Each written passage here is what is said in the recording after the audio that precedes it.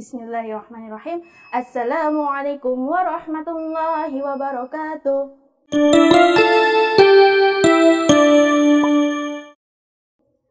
Halo anak-anak, bagaimana kabarnya hari ini? Semoga kalian sehat selalu dan semangat belajar. Nah, hari ini kita akan belajar sejarah kebudayaan Islam, bab 2, kepribadian Nabi Muhammad SAW. Nah, materi pada hari ini kita akan membahas yang pertama, Nabi Muhammad SAW sebagai rahmat bagi seluruh alam. Materi yang kedua yaitu kepribadian dan sifat agung Nabi Muhammad SAW. Materi yang ketiga yaitu ciri-ciri kepribadian Nabi Muhammad SAW. Dan materi yang keempat yaitu cara meneladani kepribadian Nabi Muhammad SAW. Nah, sekarang kita masuk ke materi yang pertama, yaitu Nabi Muhammad SAW sebagai rahmat bagi seluruh alam. Nabi Muhammad SAW diutus oleh Allah Subhanahu wa Ta'ala sebagai rahmat bagi seluruh alam. Sebagaimana firman Allah dalam surat Al-Anbiya ayat 107 yang berbunyi, A'udzu billahi minasyaitonir rajim. Bismillahirrahmanirrahim. Wa ma arsalnaka illa rahmatan lil alamin. Yang artinya, dan tiadalah kami mengutus kamu melainkan untuk menjadi rahmat bagi semesta alam. Dari ayat tersebut dapat dipahami bahwa Allah Subhanahu wa Ta'ala menyebut Nabi Muhammad SAW sebagai rahmat bagi seluruh alam. Maksud dari rahmat bagi seluruh alam adalah bahwa Nabi Muhammad SAW menyampaikan ajaran Islam tidak hanya untuk orang Arab dan Islam saja, melainkan kepada seluruh umat manusia yang ada di seluruh dunia, agar mereka kembali kepada jalan yang benar untuk kebahagiaan dunia dan akhirat. Orang yang menginginkan rahmat tersebut, mereka harus menjalankan segala perintah Allah dan meninggalkan segala larangan Allah. Sebagai rahmat bagi seluruh alam, Nabi Muhammad SAW memiliki tugas-tugas.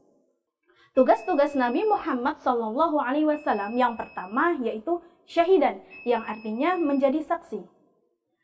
Kelak di hari akhir, Nabi Muhammad SAW akan menjadi saksi untuk umatnya di hadapan Allah Subhanahu wa Ta'ala. Tugas yang kedua yaitu mubasyiran, yang artinya pemberi kabar gembira. Nabi Muhammad SAW memberi kabar gembira kepada orang-orang yang beriman. Kelak ia akan masuk ke dalam surga apabila ia menjalankan segala perintah Allah Subhanahu wa Ta'ala dan meninggalkan segala larangannya. Yang ketiga yaitu naziron, yang artinya memberi peringatan. Nabi Muhammad SAW memberi peringatan kepada orang-orang yang tidak beriman. Kelak ia akan masuk ke neraka apabila meninggalkan segala perintah dari Allah dan Rasul-Nya. Yang keempat yaitu da'iyan ilallah, yang artinya penyeru kepada agama Allah Subhanahu wa Ta'ala. Nabi Muhammad SAW diperintahkan untuk menyeru kepada Nabi Muhammad SAW menyeru kepada umatnya untuk memeluk agama Islam. Yang kelima yaitu sirojan muniran, yang artinya cahaya yang menerangi. Tugas Nabi Muhammad SAW adalah menerangi umatnya dengan ajaran agama Islam. Nah, itulah tugas-tugas dari Nabi Muhammad. Sekarang kita masuk ke pembahasan yang kedua, yaitu kepribadian dan sifat agung Nabi Muhammad SAW. Kepribadian Nabi Muhammad SAW. Yang pertama yaitu santun dalam berbicara dan bertutur kata. Nabi Muhammad SAW terkenal sebagai orang yang paling fasih bahasanya, baik ucapannya dan teratur penjelasannya.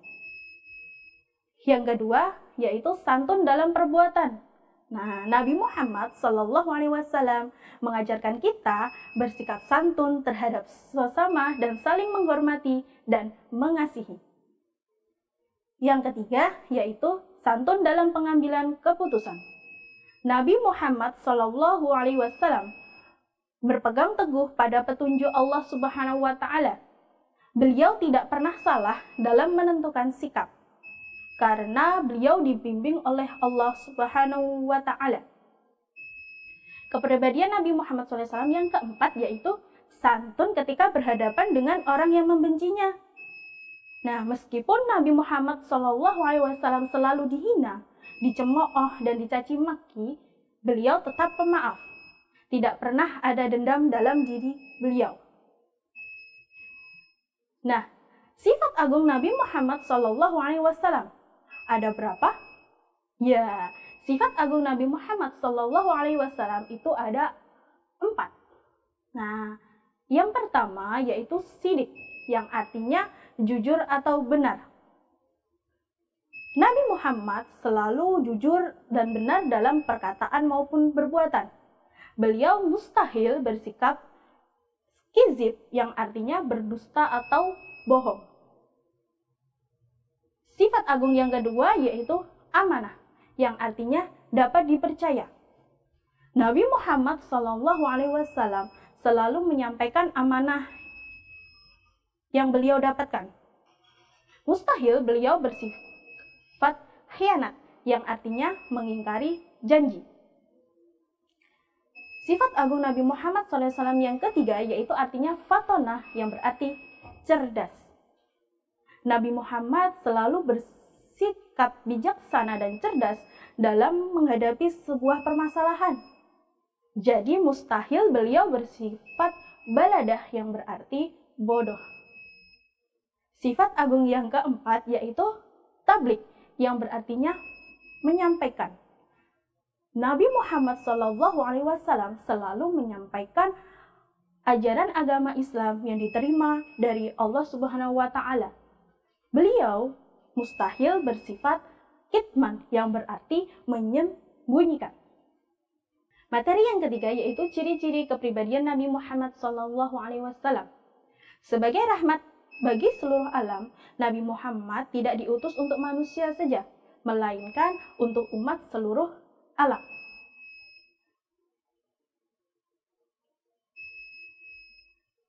Kepedulian Nabi Muhammad SAW terhadap sesama yaitu menyayangi anak-anak. Yang kedua, menyayangi anak yatim. Yang ketiga, menyayangi orang sakit dan janda. Yang keempat, yaitu menyayangi orang yang pernah memusuhinya. Yang kedua, yaitu kepedulian Nabi Muhammad SAW terhadap alam sekitar. Yaitu dengan yang pertama, menyayangi binatang. Beliau bersikap lemah lembut dan tidak kasar terhadap binatang. Yang kedua, yaitu menyayangi tumbuhan. Nabi Muhammad SAW melarang kita untuk menebang pohon secara sembarangan, terutama pohon-pohon yang berbuah. Beliau menganjurkan kita untuk menanam tanaman yang bermanfaat dan dapat membuahkan hasil. Materi yang keempat, yaitu cara meneladani kepribadian Nabi Muhammad SAW. Yang pertama, yaitu bersikap santun dalam perkataan dan perbuatan.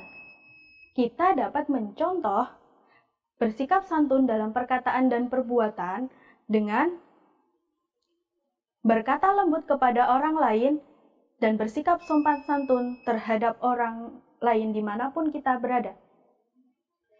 Yang kedua yaitu dengan berkata benar. Kita dapat meneladani kepribadian Nabi Muhammad dengan berkata benar walaupun itu menyakitkan. Yang ketiga yaitu amanah. Cara meneladani kepribadian Nabi Muhammad SAW dari amanah ini, apabila kita diberi amanah atau kepercayaan oleh seseorang, maka kita harus memenuhi amanah itu sebaik-baiknya. Cara meneladani kepribadian Nabi Muhammad SAW yang ketiga yaitu tabligh, yaitu menyampaikan sesuatu yang diamanatkan kepada kita. Nah, cukup sekian materi hari ini. Sampai jumpa di materi selanjutnya. Tetap semangat belajar dan jangan lupa beribadah. Wassalamualaikum warahmatullahi wabarakatuh.